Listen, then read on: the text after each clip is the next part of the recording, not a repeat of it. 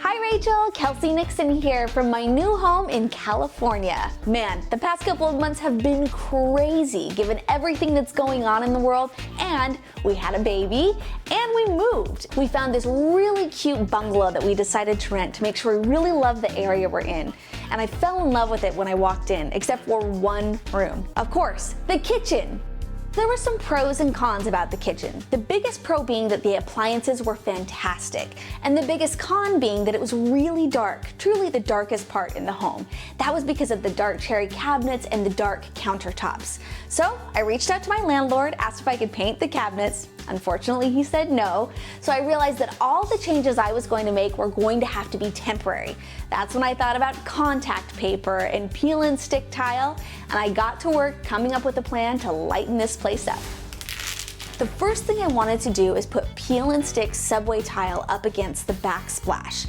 I found a peel and stick tile that was almost like 3D, so it had some texture to it, and I chose one with white grout as I felt like that looked a little bit more realistic. It really took me no more than about 45 minutes to an hour to do the entire backsplash. Then it was on to the countertops. Now, while they were in decent condition and they're stone countertops, they once again were really dark. So I chose a matte marble contact paper to balance nicely with the shiny tile. I was really careful to measure each area of countertop I was covering.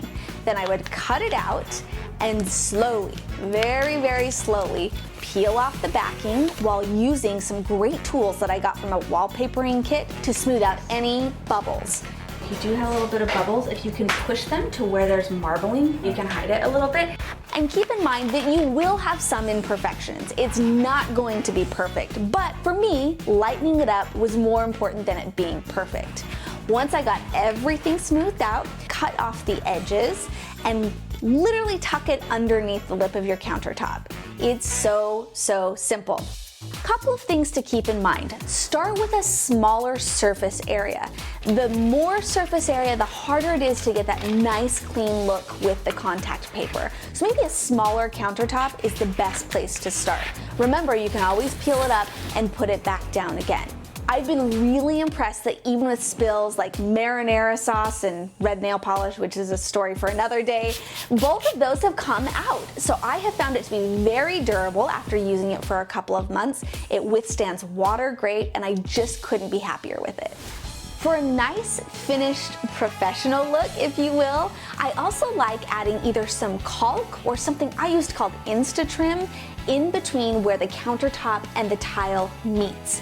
That really gives it a nice finishing touch, and I think it made a big difference in the overall finished look of my kitchen.